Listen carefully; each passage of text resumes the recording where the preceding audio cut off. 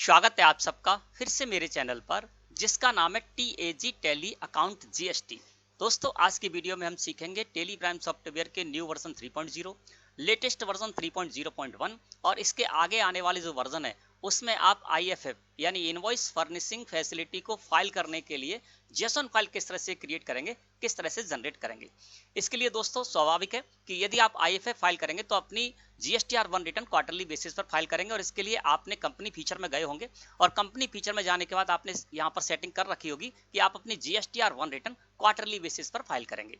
मेरी जो फर्म है सन्मति ट्रेडर्स, ये GST में रेगुलर रजिस्टर्ड फर्म है और क्वार्टरली बेसिस पर हम अपनी इस फर्म की GSTR1 रिटर्न फाइल करते हैं और कंपनी फीचर में जाकर टेली प्राइम सॉफ्टवेयर को हमने बता रखा है कि हम अपनी GSTR1 रिटर्न क्वार्टरली बेसिस पर फाइल करेंगे।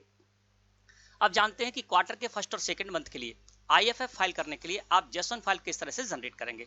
इसके लिए गेटवे ऑफ टेली मुख्य मेन्यू है, यहाँ से मैं जाऊँगा डिस्प्ले मोर रिपोर्ट्स में, फिर जाऊंगा GST रिपोर्ट्स में और इसके बाद जाऊंगा GSTR1 में। मैं आ गया GSTR1 रिपोर्ट में, यहाँ से अल्ट के साथ F2 प्रेस कर देना है आपको। अब क्वार्टर के फर्स्ट और सेकंड मंथ के लिए आप IFF फाइल कर सकते हैं, तो क्वार्टर के जिस भी मंथ के लिए आप IFF फाइल करना चाहते हैं उस मंथ का पीरियड यहाँ पर कर दीजिए। तो मैं यहाँ पर करता हूँ जुलाई टू सितंबर, क्वार्टर का फर्स्ट मंथ हो गया जुलाई और जुलाई महीने की IFF फाइल करना चाहता हूँ तो जुलाई महीने का पीरियड मैं यहाँ पर कर देता हूँ। 1 जुलाई से लेकर 31 जुलाई का मैंने पीरियड कर दिया। अब ये GSTR1 रिपोर्ट हमारे सामने 1 जुलाई 2023 से लेकर और 31 जुलाई जो है 2023 के बीच में हमारे सामने इस तरह से ओपन है। अब यहाँ पर आपको पता होगा कि IFF यानी इनवॉइस फर्निशिंग फैसिलिटी में आप जो B2B सेल करते हैं उसके इनवॉइसेस आपको अपलोड करने होते हैं इस रिटर्न को फाइल करने के लिए, और B2B आपने क्रेडिट और डेबिट नोट इशू कर रखे होंगे वो भी आप इसमें फाइल करने के लिए अपलोड कर सकते हैं इनवॉइसेस को, ठीक है ना। इसके अलावा जो B2C सेल करते हैं वो आपकी IFF में नहीं जाती है। अब यहाँ पर जुलाई महीने की हम जब देख रहे हैं GSTR1 रिपोर्ट तो यहाँ पर 8 महीने B2B सेल की है यानी B2B इनवॉइसेस दिए और 2 महीने रजिस्टर्ड पार्टियों के लिए क्रेडिट नोट इशू किए है ना। तो यही 2 जानकारी हमारी जाएगी, यानी हमने जो रजिस्टर्ड पार्टियों को सेल की है वो जानकारी हमारी IFF में जाती है। इसके अलावा रजिस्टर्ड पार्टियों को जो हमने डेबिट और क्रेडिट नोट इशू किए वो जानकारी हमारी IFF में जाती है और इसके अलावा B2C सेल की है हमने तो वो जानकारी हमारी IFF में नहीं जाती है। अब यहाँ से आपको IFF फाइल करने के लिए जेसन फाइल जनरेट करना है तो ऊपर एक्सपोर्ट लिखा हुआ बटन है, इस पर क्लिक कीजिए या अल्ट के साथ E प्रेस कर दीजिए कीबोर्ड से। एक्सपोर्ट लिखे हुए बटन पर कर दिया मैंने क्लिक। जैसे मैंने ऐसा किया हमारे सामने स्क्रीन इस तरह से अपीयर हुई और यहाँ पर आपको जाना होगा GST रिटर्न्स में। GST रिटर्न्स को सिलेक्ट करके मैंने एंटर प्रेस कर दिया। अब देखिए हम इस जगह पर आ गए। अब यहाँ पर आप देखेंगे तो इस जगह पर पीरियड है 1 जुलाई 2023 से लेकर 31 जुलाई 2023 और इस पीरियड में जो मैंने सेल की है, जो मैंने क्रेडिट नोट इशू किए हैं वो सारे के सारे इसमें शामिल हो गए। अब यहाँ पर क्या है कि जो आपने B2B सेल किया, रजिस्टर्ड पार्टियों को सेल किए, वो सारे के सारे सेल्स के इनवॉइस आपके इसमें इंक्लूड हो जाएंगे और B2B क्रेडिट और डेबिट नोट जो आपने इशू किए वो भी इसमें इंक्लूड हो जाएंगे ना। अब इसको और डिटेल में देखना है तो साइड में बटन बार है, यहाँ पर कॉन्फ़िगर लिखा हुआ बटन मिलेगा, इस पर कर दीजिए क्लिक या F12 प्रेस करिए कीबोर्ड से। कॉन्फ़िगर लिखे हुए बटन पर मैंने क्लिक कर दिया और यहाँ पर कॉन्फ़िगरेशन में जितने भी ऑप्शन थे सारे ऑप्शन को मैंने यस कर दिया। अब हम इसमें डिटेल में देख सकते हैं। तो यहाँ पर देखिए आप जो भी हमारे इनवॉइसेस इसमें शामिल हुए हैं, चाहे वो सेल्स के हों, चाहे क्रेडिट नोट हो, चाहे डेबिट नोट हो, तो सभी में आप यहाँ पर देखिए GSTIN है ना। तो क्या होता है कि हम जो भी रजिस्टर्ड पार्टियों को सेल करते हैं वो हमारे इसमें इंक्लूड हो जाते हैं इनवॉइसेस, और रजिस्टर्ड पार्टियों को जो हम क्रेडिट और डेबिट नोट इशू करते हैं वो इसमें इंक्लूड हो जाते हैं। तो ये सारे के सारे इंक्लूड हो गए इसमें। और यहाँ पर देखेंगे तो वाउचर काउंट में 10 हो रहा है, यानी 10 वाउचर इस तरह के हैं, है ना। तो इस तरह से हमारे सामने इस तरह से ओपन है। केवल आपने B2B सेल कर रखी होगी तो केवल B2B सेल के इनवॉइसेस आपके इसमें आ जाएंगे और यदि आपने क्रेडिट और डेबिट नोट इशू कर रखे होंगे रजिस्टर्ड पार्टी तो वो भी इसमें शामिल हो जाएंगे। अब यहाँ से आपको जेसन फाइल जनरेट करना है तो नीचे एक्सपोर्ट लिखा हुआ बटन है, इस पर करिए आप क्लिक। जैसे आप एक्सपोर्ट लिखे हुए बटन पर क्लिक करेंगे आपके सामने स्क्रीन इस तरह से अपीयर हो जाएगी।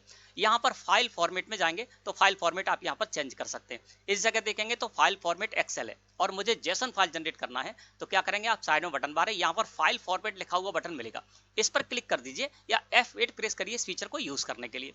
फाइल फॉर्मेट लिखे हुए बटन पर मैंने क्लिक कर दिया तो देखिए यहाँ पर फाइल फॉर्मेट में एक्सेल आ रहा है बाय डिफॉल्ट और साइड में देखेंगे एक तो पॉपअप भी आ गया और यहाँ पर हमको CSV, एक्सेल और जेसन तीनों ही ऑप्शन मिल रहा है। तो यहाँ से आपको क्या करना है, जेसन को सिलेक्ट करके और एंटर प्रेस कर देना है।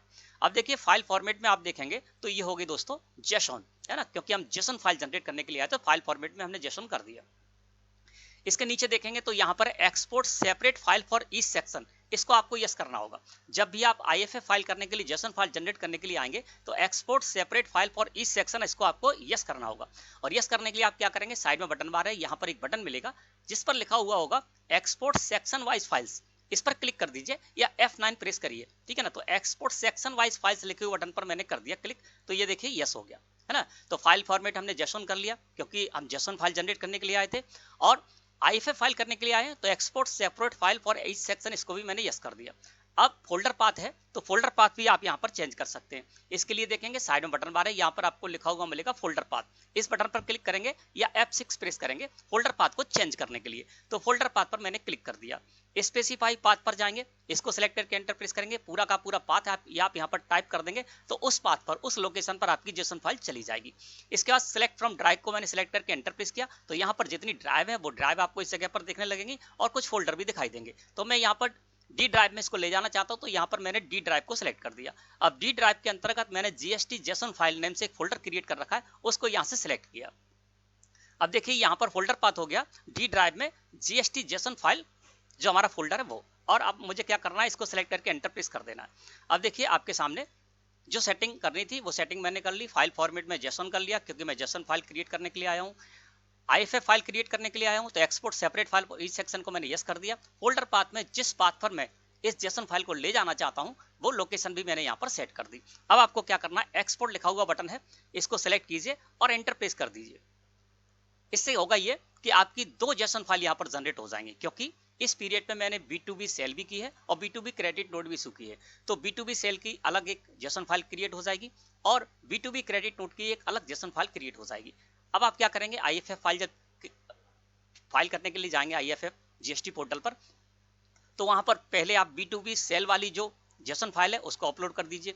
उसके बाद दोबारा से जाइए उसी जगह पर और फिर आप क्या कीजिए कि आप B2B क्रेडिट नोट वाली जो जेसन फाइल है उसको भी अपलोड कर दीजिए। तो सारे के सारे आपके B2B सेल वाले इनवॉइसेस, B2B क्रेडिट नोट वाले इनवॉइसेस आपके GST पोर्टल पर चले जाएंगे और बेहद आसानी के साथ आप क्या कर पाएंगे, अपनी IFF फाइल कर पाएंगे ना। अब मैं एस्केप की प्रेस करता हूँ, फिर एक बार एस्केप की प्रेस करता हूँ। इसी तरह से आपको किसी भी क्वार्टर के फर्स्ट और सेकेंड मंथ के लिए IFF फाइल करने के लिए जेसन फाइल जनरेट करना है। धन्यवाद।